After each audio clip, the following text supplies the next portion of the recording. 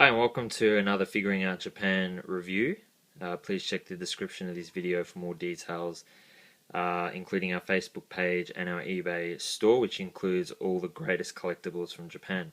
So today I'm going to review these two figures, which are part of the HQDX figure line released by Banpresto.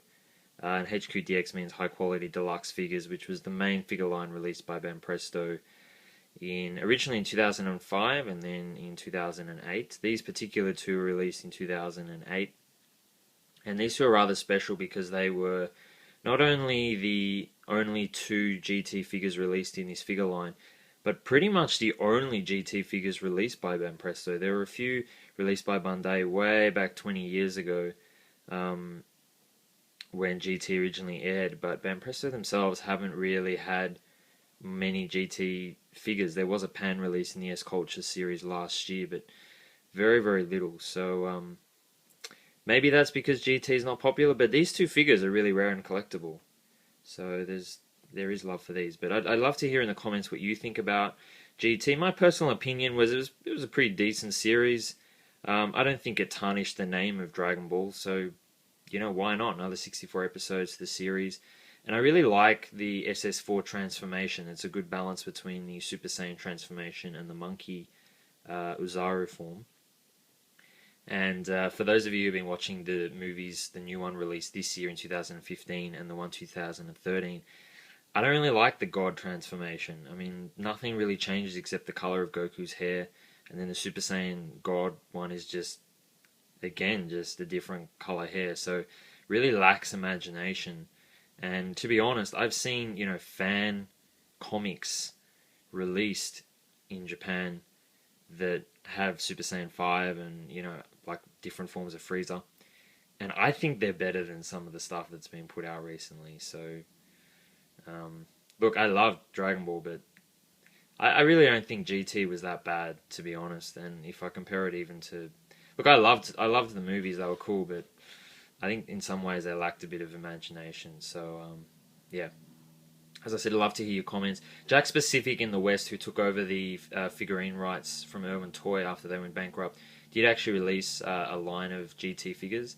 So there was Trunks in his sort of like business kind of outfit.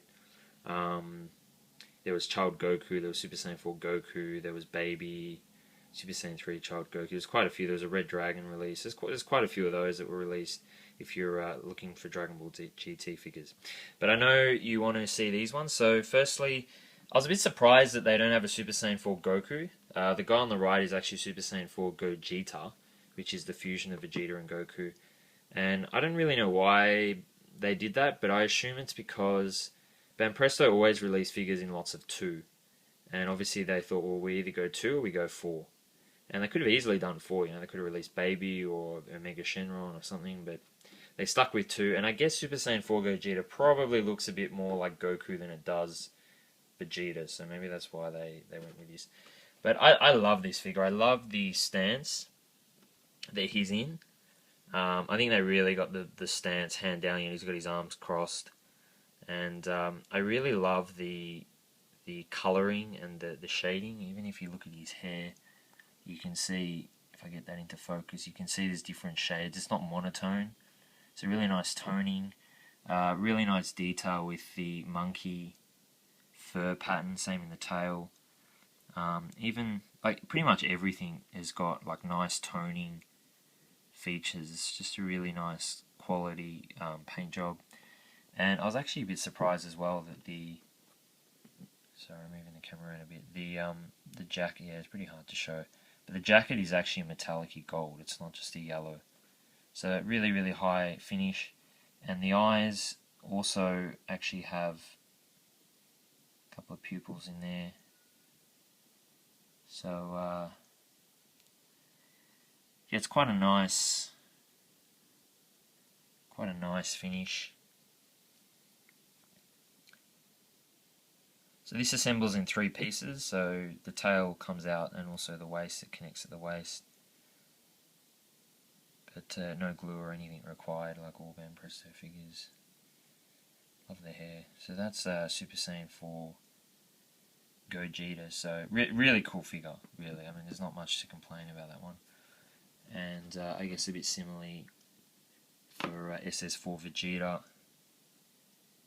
Pretty nice stance. Probably less detailed required, but you know, they've done a really good job. You can see the fur, the pattern, same with the tail. The tail actually is quite noticeably thicker with the Gogeta. I'm not sure why that is, but at the end it's probably twice as thick, maybe even more. So really nice detail in the hair. I mean, that is a monotone black, more or less, but the sculpting is pretty good. I also like the eyes, how they actually have, if I can get it into focus, they actually again have like pupils in them, so that's pretty cool.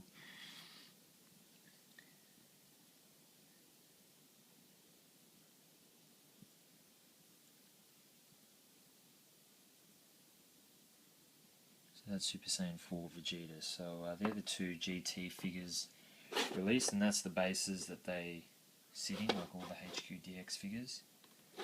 So yeah, as I said, quite collectible and rare in Japan now. It's certainly two great figures to add to your collection. You could make some really cool displays, like have you know, Child Goku and then normal Goku, SS Goku, right up to say SS4 Goku. I mean, there's enough figures released in Japan for you to do that.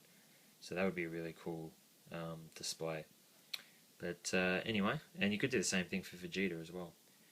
So that's the HQ DX Banpresto, Super Saiyan 4 Vegeta and Super Saiyan 4 Gogeta. Thank you very much for watching.